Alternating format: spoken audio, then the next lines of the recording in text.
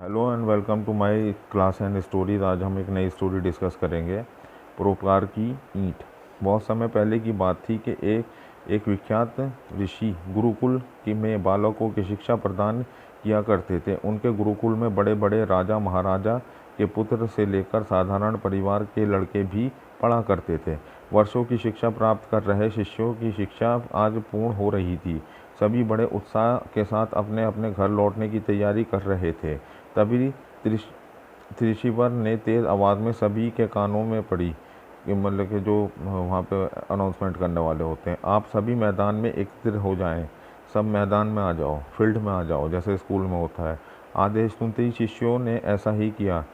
त्रिश्वर बोले, प्रिय शिष्यों, आज इस गुरुकुल में आपका अंतिम दिन है। मैं चाहता हूँ कि यहाँ से प्रस्थान करने से पहले आप सभी एक दौड़ में हिस्सा लें। ये एक बाधा दौड़ है, ये एक बाधा दौड़ होगी और इसमें आपको कोई कूदना तो नहीं कहीं कूदना तो नहीं, पानी में दौड़ना होगा और इसके आखिरी हिस्से में आपका एक अंधेरी सुरंग से भी गुजरना पड़ेगा। तो क्या आप तैयार हैं? हाँ, हम तैयार हैं, स्टूडेंट बोले। विषय के स्वर में बोले, शिष्य एक स्वर में बोले। दौड़ शुरू हुई। सभी तेजी से भागने लगे। वे तमाम बाधाओं को पार करते हुए अंत में सुरंग के पास पहुंच गए। वहाँ बहुत अंधेरा था। उसमें जगह जगह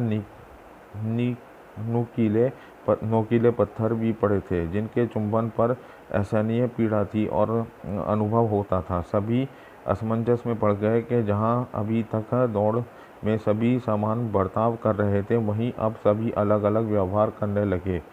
खैर, सभी ने ऐसे तैसे दौड़ खत्म की और ईश्वर के समक्ष एकत्रित हुए। पुत्रों, मैं देख रहा हूँ कि कुछ लोगों ने दौड़ को बहुत जल्दी पूरा कर ली और कुछ ने बहुत अंतिम समय लिया। भला ऐसा क्यों? ईश्वर ने प्रश्न किया। यह सुनकर एक शिष्य बोला, गुरुजी, हम सभी लगभग साथ ही दौड़ रहे थे, पर सुरंग पहुँचते ही स्थिति बदल गई। कोई दूसरे को धक्का देकर आगे निकलने में लगा हुआ था, तो कोई संभल कर आगे बढ़ रहा था, तो कुछ ऐसा भी थे जो पैरों पर चुभ रहे पत्थरों को उठाकर अपनी जेब में रख लेते थे, ताकि बाद में वे आने वाले लोगों को पीड़ा ना सहनी पड़े। इसलिए सब ने अलग अलग समय में दौड़ पूरी की। ठीक है, जिन लोगों ने पत्थर उठाए वे आगे आए, मुझे वो पत्थर दिखाए, ऋषिवर ने आदेश दिया। आदेश सुनते ही कुछ शिष्य सामने आए और पत्थर निकालने लगे। पर ये क्या? जिन्हें वे पत्थर समझ रहे थे, दरअसल वे बहुमूल्य हीरे थे।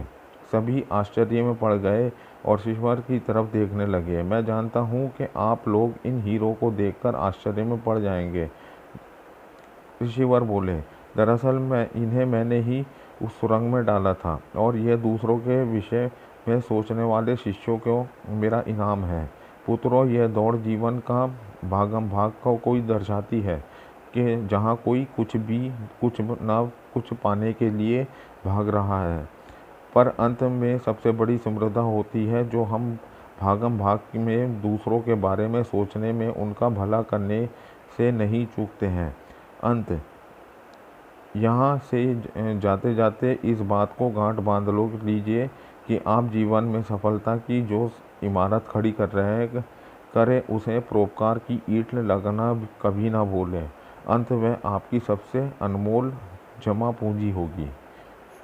मीन्स के इसमें जो होता है, सोशल सपोर्ट के एक रास्ते पे पत्थर पड़े होते हैं, जैसे कि हमारा कर्तव्य बनता है कि उस रास्ते से पत्थर हटा दें, तो दूसरों के लिए बेनिफिट होता है। कहीं पर कीचड़ है, कूड़ा है, तो उसको हटा दें। केले का छिलका पड़ा है तो उसको हटा दें। इसका यही एक मॉरल मैसेज है। Thank you very much for watching this story. Thank you very much.